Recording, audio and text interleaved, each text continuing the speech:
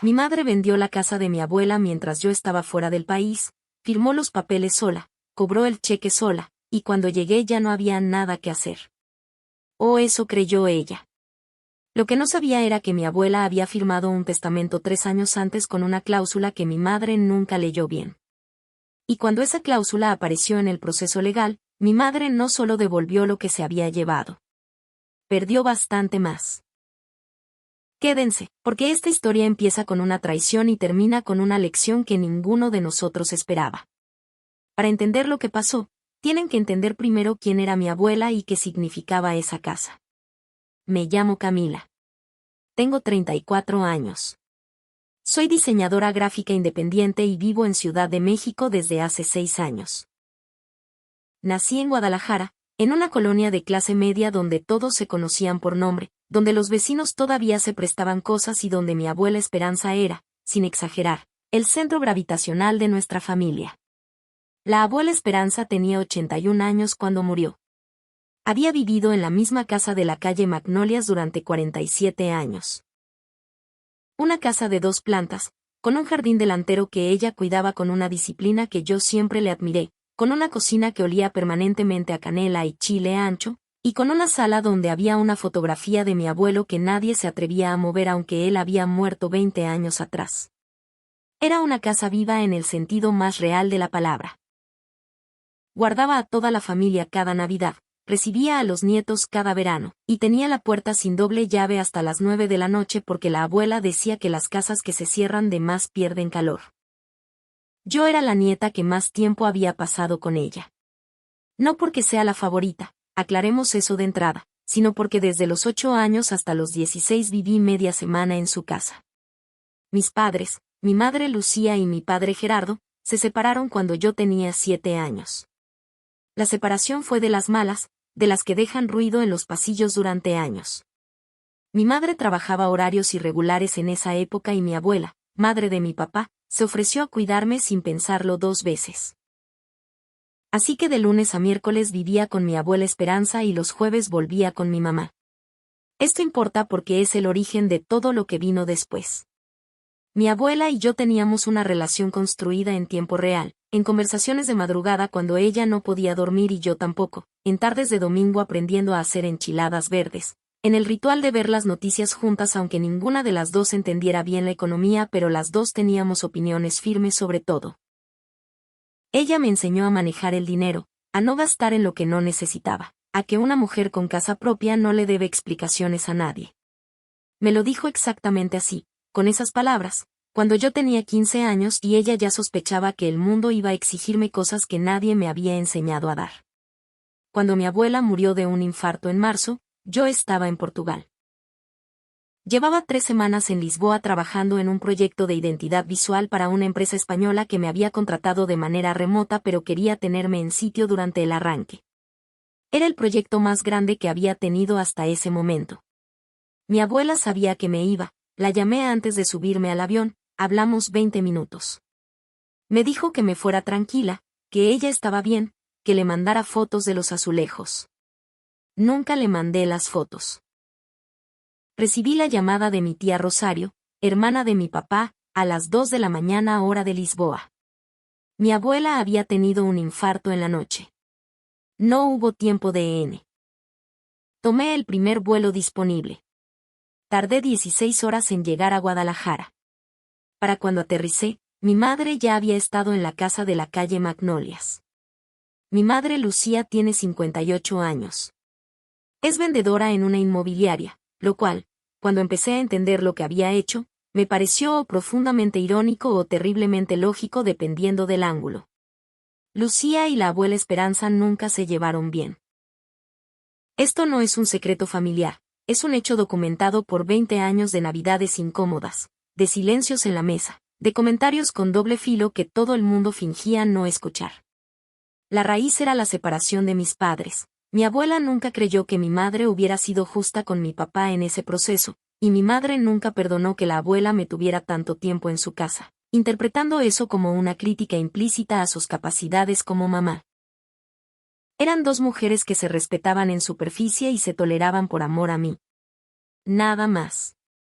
Lo que yo no sabía, y que fui descubriendo por capas durante las semanas siguientes al funeral, era que mi madre había estado en contacto con la situación de la casa de la abuela de maneras que yo nunca había visto. Mi abuela era la única propietaria de la casa de la calle Magnolias. Mi abuelo la había puesto a nombre de ella antes de morir, un gesto deliberado que él había explicado en una carta que encontramos después, para que nadie te quite lo tuyo, Esperanza. La casa valía, en el mercado actual de Guadalajara, alrededor de 4,5 millones de pesos. No es una fortuna extraordinaria, pero tampoco es poca cosa. Para contexto, es el tipo de propiedad que en una colonia establecida con esa ubicación tarda muy poco en venderse cuando se pone en mercado. Mi madre lo sabía. Trabaja en inmobiliaria, repito. Lo que pasó, según fui reconstruyendo la línea de tiempo, fue lo siguiente: mi abuela murió un martes. Yo llegué a Guadalajara el jueves. El entierro fue el viernes. Y el lunes siguiente, cuando yo todavía estaba en casa de mi tía Rosario procesando el duelo y resolviendo los detalles del sepelio, mi madre ya había contactado a un comprador. No me lo dijo. No le preguntó a nadie de la familia paterna de la abuela.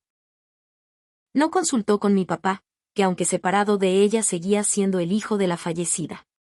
Simplemente se presentó en la notaría con documentos que la acreditaban como, según ella argumentó, representante del patrimonio familiar y comenzó el proceso. Tardé 2 semanas completas en enterarme.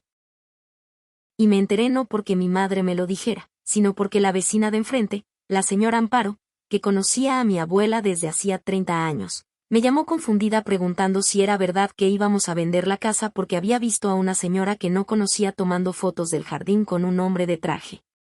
Llamé a mi madre de inmediato.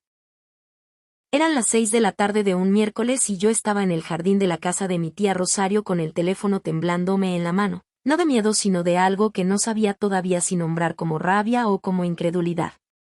Contestó al segundo timbrazo. Tono normal, casi alegre.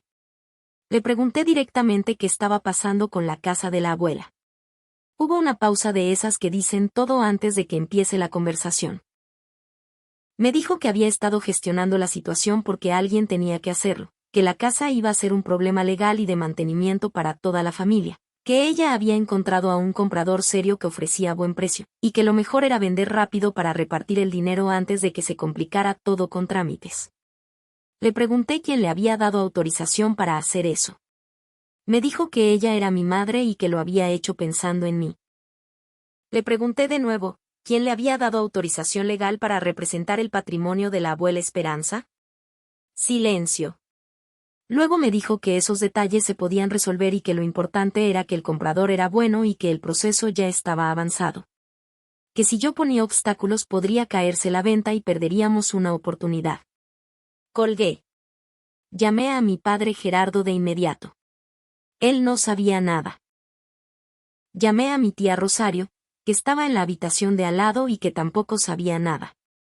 Llamé al notario cuyo nombre había encontrado en un documento que había visto en la casa de la abuela la semana anterior durante los preparativos del funeral, un notario de confianza de la familia que había trabajado con mi abuela durante años. El notario me dijo que él no había participado en ninguna gestión reciente relacionada con la propiedad. Pero sí me dijo algo que cambió todo. Señorita Camila, ¿sabe usted que su abuela firmó un testamento hace 3 años con nuestra oficina? No lo sabía. Me reuní con el notario, el licenciado Fuentes, al día siguiente. Mi tía Rosario vino conmigo. Mi padre no pudo venir ese día pero estuvo conectado por teléfono durante la reunión. El testamento de la abuela Esperanza era un documento de 12 páginas. Claro, redactado con cuidado, sin ambigüedades. La abuela había ido sola a firmarlo, sin decirle a nadie, lo cual según el licenciado Fuentes era completamente normal y frecuente. Las personas mayores que tienen bienes de valor frecuentemente prefieren no anunciar sus disposiciones en vida para evitar presiones. Las disposiciones principales eran las esperadas: la casa de la calle Magnolias, sus ahorros en cuenta bancaria, sus pertenencias. Pero había una estructura específica que mi abuela había diseñado con una lógica que, cuando la entendí, me hizo llorar en medio de la notaría. La abuela había dividido la herencia en 3 partes iguales, una tercera parte para mi padre Gerardo, una tercera parte para mi tía Rosario, y una tercera parte para mí, Camila. Ninguna mención a mi madre Lucía, lo cual era completamente lógico dado que mi madre no tenía ningún vínculo legal ni familiar con la abuela Esperanza, que era la madre de mi papá. Pero había una cláusula específica, la séptima del testamento, que el licenciado Fuentes me leyó despacio. En caso de que la propiedad ubicada en calle Magnolias número 47 fuera vendida, transferida o grabada por cualquier persona sin el consentimiento documentado y simultáneo de los 3 herederos designados, dicha operación será considerada nula de pleno derecho, y el responsable de dicha operación deberá responder con sus propios bienes por el valor total de la propiedad al momento de la operación, más los gastos legales derivados del proceso de nulidad. Mi abuela había puesto esa cláusula de manera deliberada. El licenciado Fuentes me explicó que cuando ella vino a firmar el testamento, había sido muy específica en pedirla. Quiero que si alguien intenta vender esa casa sin que mis hijos y mi nieta estén de acuerdo, que esa persona lo pague de su bolsillo. En ese momento entendí 2 cosas. Una, mi abuela había anticipado esto. No sabía quién lo haría, pero sabía que existía la posibilidad y había puesto protección. 2.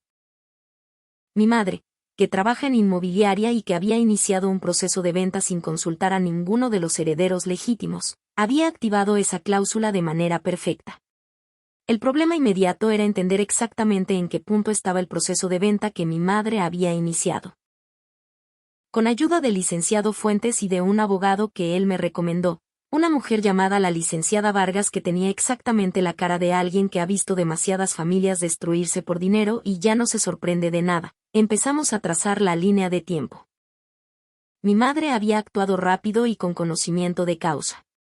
No era una persona improvisando, trabaja en inmobiliaria, conoce los procesos, sabe cómo se mueven los tiempos. Lo que había hecho era lo siguiente. Primero había identificado un comprador antes de que yo llegara del funeral, un inversionista que compraba propiedades para remodelar y rentar, de esos que pagan algo por debajo del valor de mercado pero en efectivo y rápido.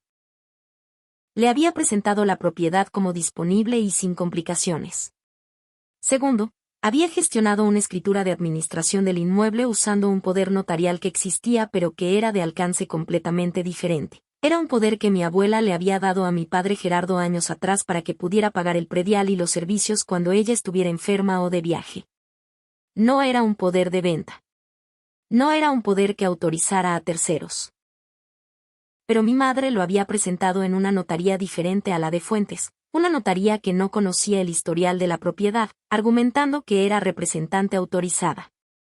Tercero, y esto fue lo que más me costó procesar, el proceso ya había avanzado al punto de que había un contrato de promesa de compraventa firmado y mi madre había recibido un anticipo del comprador, 400,000 pesos como enganche para asegurar la operación. 400,000 pesos que ya estaban en la cuenta de mi madre. No en ninguna cuenta familiar. En la cuenta personal de Lucía. Decidí no ir sola. La licenciada Vargas me acompañó. Mi tía Rosario también. Mi padre vino desde Guadalajara ese fin de semana específicamente para esto. Nos reunimos en casa de mi madre, que vive en un departamento en Zapopan. Ella nos recibió con esa energía de quien sabe que hay una conversación difícil por venir pero todavía cree que puede manejarla. Tenía café hecho. Eso me pareció casi gracioso, café para suavizar lo que venía. La licenciada Vargas tomó la palabra antes de que yo pudiera decir cualquier cosa emocional. Le explicó a mi madre, con una precisión que yo no habría podido mantener en ese momento, exactamente lo que había descubierto. El testamento, la cláusula séptima, la invalidez del poder notarial que había utilizado, el contrato de promesa de compraventa que tenía problemas legales serios porque la vendedora no tenía autorización legal para vender, y la situación del anticipo de 400,000 pesos que constituía apropiación indebida de bienes sujetos a proceso sucesorio.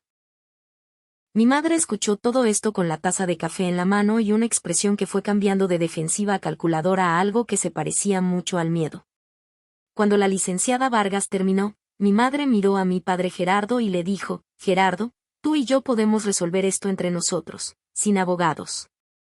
Mi padre, que es un hombre de pocas palabras y que en mis 34 años de vida lo he visto genuinamente enojado quizás 3 veces, dijo, Lucía, mi madre lleva 2 semanas muerta. No me pidas que resuelvan nada contigo.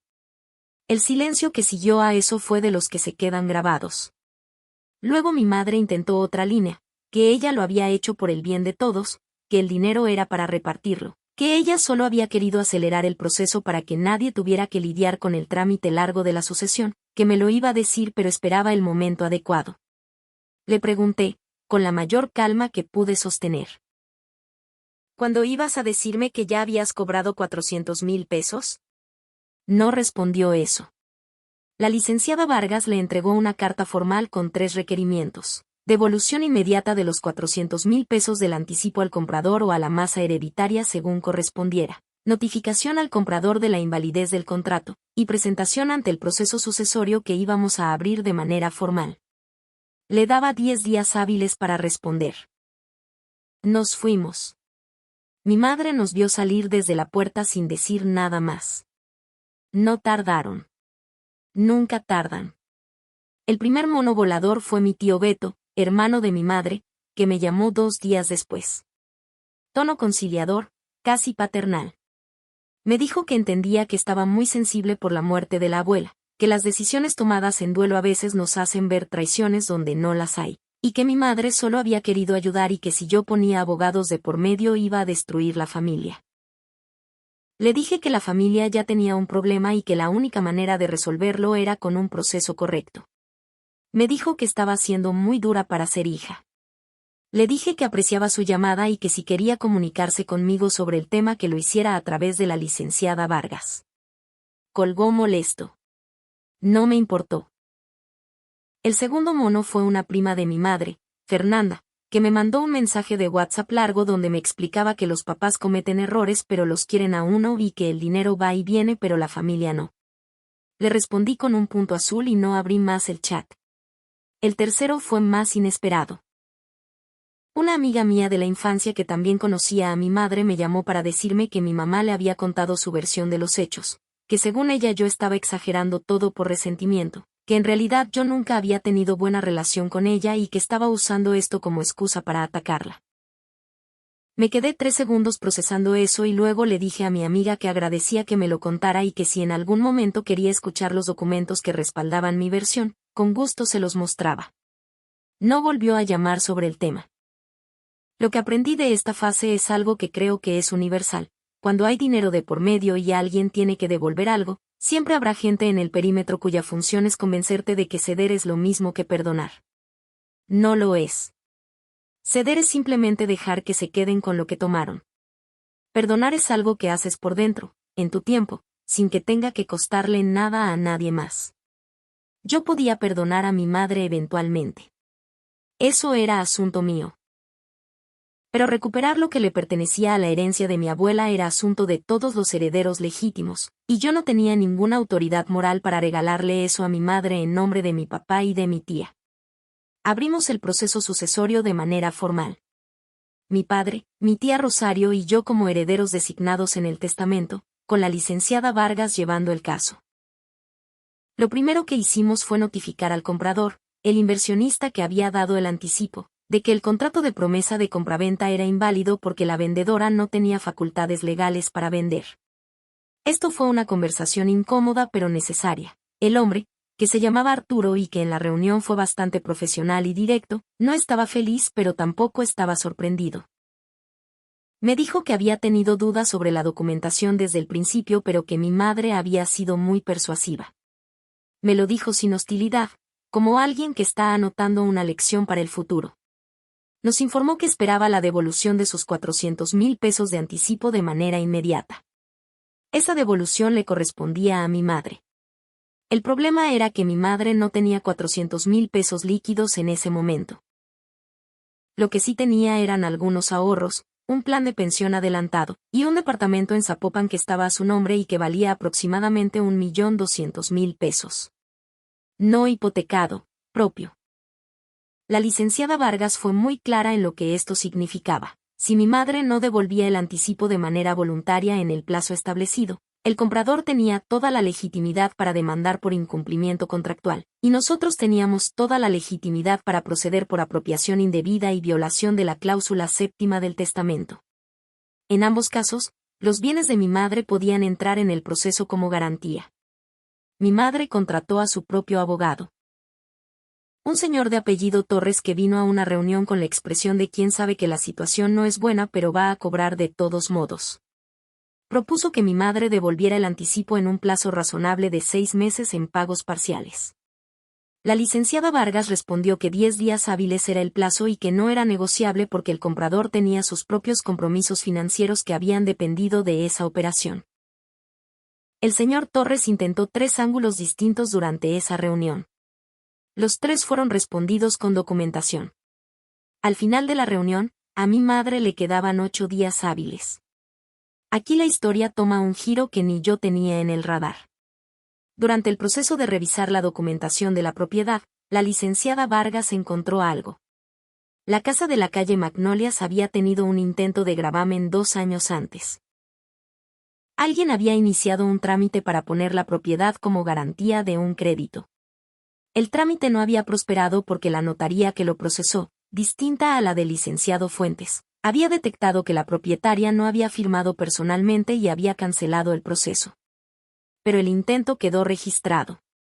El nombre del gestor que había intentado ese trámite era el mismo que el de un colega de mi madre en la inmobiliaria donde trabajaba. No voy a decir que esto prueba lo que creo que prueba, porque no soy abogada y la licenciada Vargas tampoco quiso especular en ese momento. Lo que sí dijo es que ese antecedente era relevante porque mostraba un patrón de al menos 2 intentos de operar sobre la propiedad de la abuela sin su conocimiento o sin conocimiento de los herederos. Cuando le presentamos este hallazgo a la licenciada Vargas en sesión formal con mi padre y mi tía presente, la reacción de mi tía Rosario fue de esas que no olvidas. Se quedó en silencio, luego dijo muy despacio: Lucía llevaba años mirando esa casa. No como acusación, sino como quien finalmente entiende algo que había visto sin poder nombrarlo. Yo no dije nada. Pero lo pensé. Lo guardamos como documentación adicional. No lo utilizamos en el proceso principal porque no era necesario. Teníamos suficiente con la cláusula séptima y el anticipo mal cobrado. Pero quedó en el expediente. El día 9 del plazo, mi madre devolvió los 400,000 pesos. No en efectivo, porque no los tenía líquidos. Los devolvió a través de un préstamo personal que sacó usando como garantía parte de sus ahorros de retiro, lo cual tiene consecuencias fiscales y de rendimiento que no son menores.